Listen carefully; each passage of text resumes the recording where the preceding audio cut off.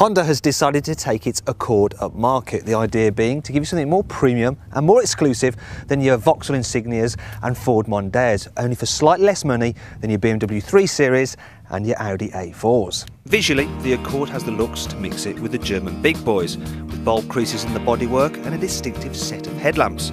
Inside, the quality air continues with one of Honda's finest built cabins to date. Unlike other cars in the range, the dash is made of high quality soft touch materials. I really like the damp feeling of the indicator stalks, and everything has that beautiful Honda feeling of solidity. It's decent practicality too. We've got a couple of cup holders there. Now you can use that for storing your Coke cans. And there's a large central cubby, and if you look in here, you'll notice it's chilled by the air conditioning, and there's the obligatory USB input for your MP3 player. As for safety, you can get the car with lane departure warning and also a cruise control that will apply the brakes in an emergency.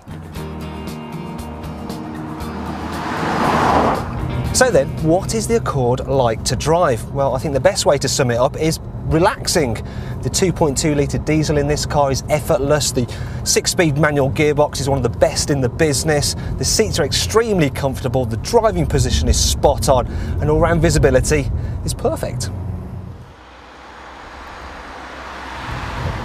Needless to say, the Accord is a good long-distance companion. It's generally quiet, and at motorway speeds the ride is nice and comfortable. That said, at town speeds it can feel a little bit jittery on rough surfaces. However, the biggest downside with the Accord is that it doesn't handle quite as well as you'd expect a Honda to.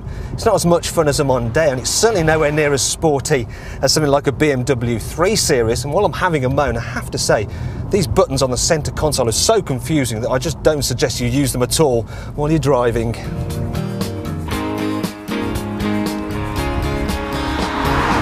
And then there's the rear passenger space.